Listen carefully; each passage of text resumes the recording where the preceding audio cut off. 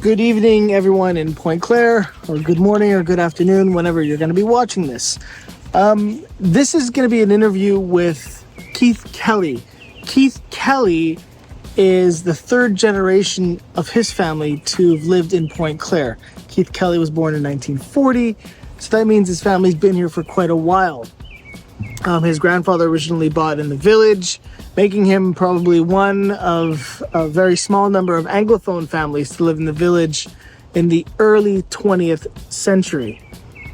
Now his interview, we did a full interview, but there was a little part of the interview, about 10 minutes worth, where he talked about something that I think is very important to Pointe-Claire and Pointe-Claire's history. But also, I mean, it's not exclusive to Pointe-Claire, but I know that it is something that many residents value. They put a very high value cost to this special unit that exists here in Pointe-Claire, located in the village on Victoria, known as either Pointe-Claire Rescue or the Volunteer Rescue Unit. Now, I'll put a link to their Pointe-Claire page in the comments below or in the description below. And they're located on Victoria in the, behind the Noel Legault Community Center, which was the original pump house or water filtration plant in the village. So some things that they do is search and rescue, emergency lighting and power. So during power outages, so some of you may have come into contact with them here in Pointe-Claire. Civil defense, let's say natural disasters, first aid for the injured or for the extremely ill. So this is not a history of the Volunteer Rescue Unit. This is more Keith Kelly's kind of perspective on the unit and how he got involved, and just a little bit of insight on sort of how they began in the early days in the 50s. So here's Keith Kelly talking about the Pointe-Claire Rescue or the Volunteer Rescue Unit. And just before it starts, just a reminder, if you like watching these videos and you want to support this channel in any way that you can, there's a PayPal link in the comments below. Anything and everything helps, and it helps me to continue to donate more and more time to doing these interviews and doing all the research for these videos. So enjoy my short interview portion about this beautiful service that we have in Pointe-Claire with Keith Kelly.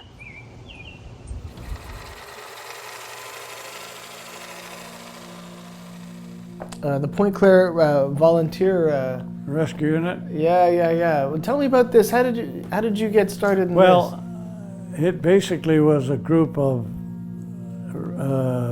military guys come back from the war and decided they should do something. They called it the civil defense. Civil defense was what they called it. And it was headed up by a guy by the name of Walter Devereaux, who lived on Broadview Avenue here in Valois. And a bunch of others, including a neighbor across the street from me, which his name was Doug Putras. And they had about six guys that were involved, and they called themselves Pointe-Claire Civil Defense. Then it was called Pointe-Claire Fire and Rescue.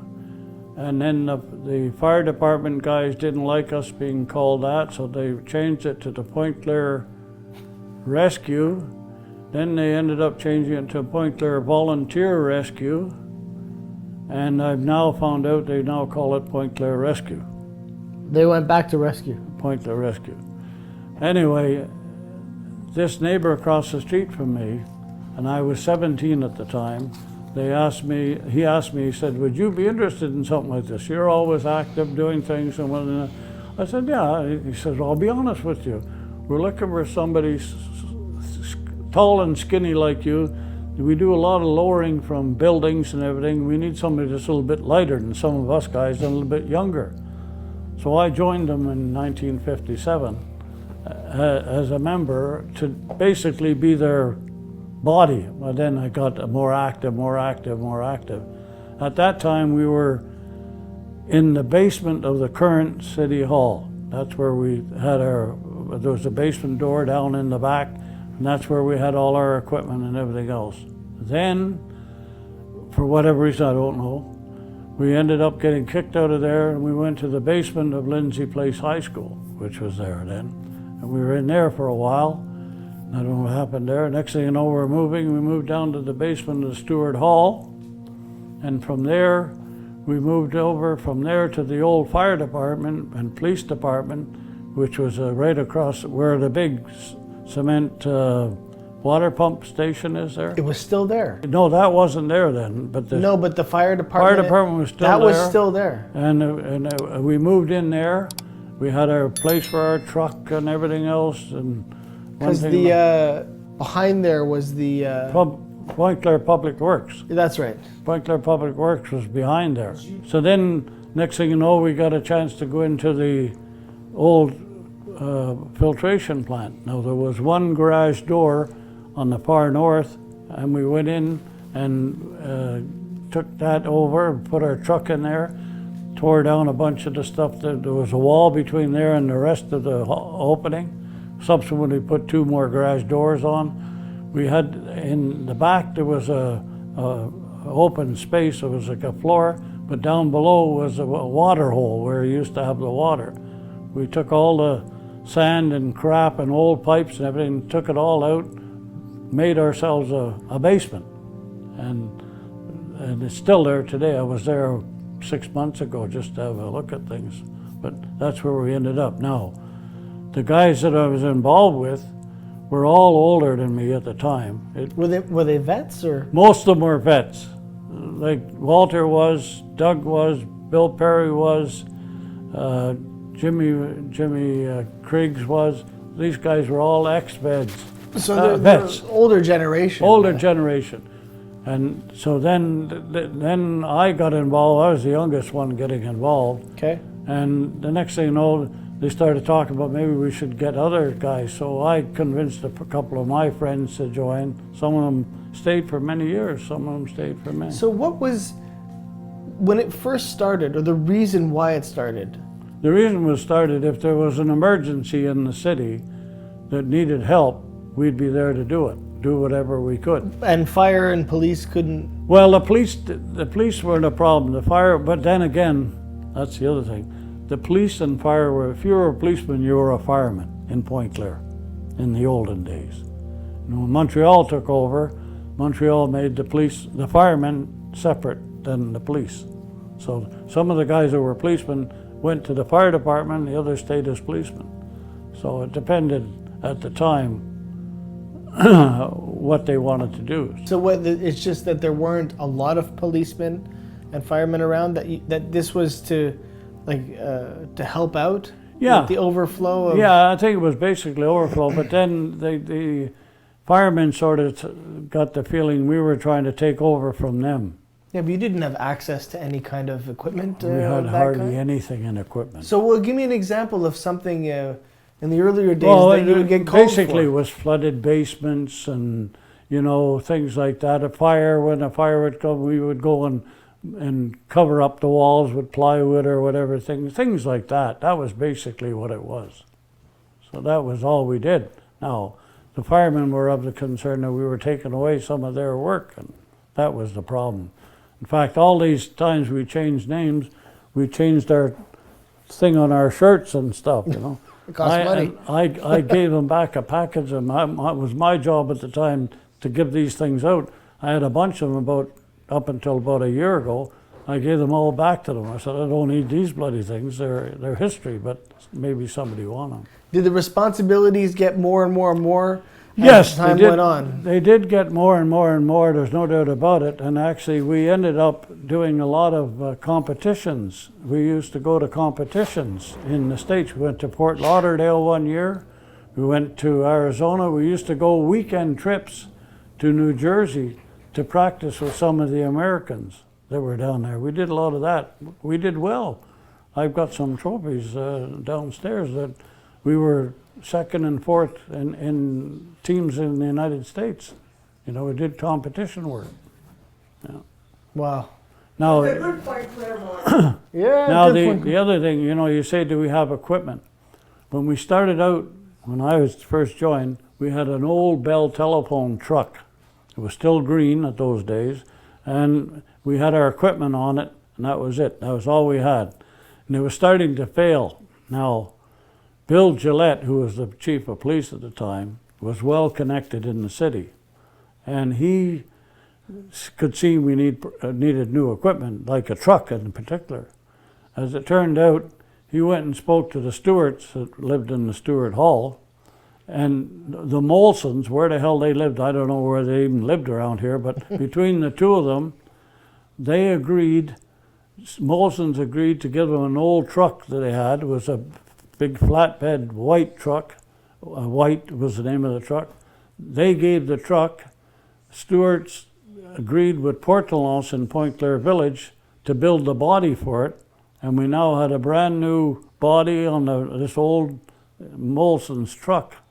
And that was our first piece of major equipment that was relatively good. And in 1967, the Quebec government gave us a truck, which we ended up totally modifying in one thing and another, and made it suitable for our work. But there's one thing I forgot to mention, that in about I guess it would be 1970, thereabouts, there was a rescue team at Dominion Bridge Company down in Lachine, and they had everything, and they folded their rescue team. Well, one of the guys that was on our team, Jimmy Herbison, was on our team. He was part of that as well. Ended up convincing they gave all their equipment they had over to us in Pointe-Claire. And as an example, that if you look through down there, there's a box on the wall over there. That's one of the boxes that came along with the equipment. I modified it, put a cedar lining in it. But these guys all came from the rescue unit in Dominion Bridge. There was 6 of them. And so today, do you know any of the responsibilities that they take care of? Well, they've done a fair amount. I hear them talking about floods on Alston Avenue and stuff like that. I think they do a lot of that. They're more active. They've got equipment now that, of course, let me go back to equipment. We had to beg, borrow, and steal. We couldn't, and the city didn't have money to give us. They just didn't have it. So we had to do whatever we could, make the best we had. One of the connections we had, Walter Devereaux, was, I think he was the general manager of public works, something like that. The other guy, Pac Montpetit, he was the guy in charge of maintenance of the public works. And people like that were handy, so we were able to get a lot of things done undercover, you know, beg, borrow, and steal. But otherwise, we had to do what we could to get equipment. And I know one particular, two examples I can think about. We didn't have a decent generator. Well, I worked at Air Canada, and a friend of mine who was also became a member of the unit worked in ground equipment and found out that all these food trucks we used to have, they had beautiful generators on them, and they were scrapping them. So in my work, I was fortunate. I went to see the vice president of maintenance department, and I said, I hear through the grapevine that they're going to get rid of these trucks, and they got these generators on them from the Pointe-Claire Rescue. Now, Pierre and I are both members on there, and we wonder if we get it. We ended up getting it for gratis. But before they gave it to us, they tuned it up perfectly. So that was the first major generator they had down there. Another silly story too, but I could go for ages. Chainsaws, we didn't have, we had one chainsaw. And I can remember to this day, the chainsaw we had, we were working at a house at 132 Broadview Avenue, cutting down a tree that had fallen in the backyard. And somebody dropped the bloody chainsaw. It broke, something broke on it. Anyway, long story short, I took some parts of it and got it, it was cracked open. I took some parts to work through connections I had, got them welded and fixed up and that. And then we tried to start it and got it going a bit, and it wouldn't work worth a damn. So anyway, Pierre, this friend of mine, And he says, we got to get we need a chainsaw. We got to get a chainsaw. He says, I don't know where to get one. I said, well, I don't know. He says, I got an idea. Let's go and see Dickie Moore. So we went to Dickie Moore, him and I, begging. The Dickie Moore? The real Dickie Moore. Yeah. And we went to him, to his office in Saint Laurent, and where he had this stuff, and we told him what our dilemma was, and we didn't have the money for equipment and one thing and another. He gave us a free chainsaw.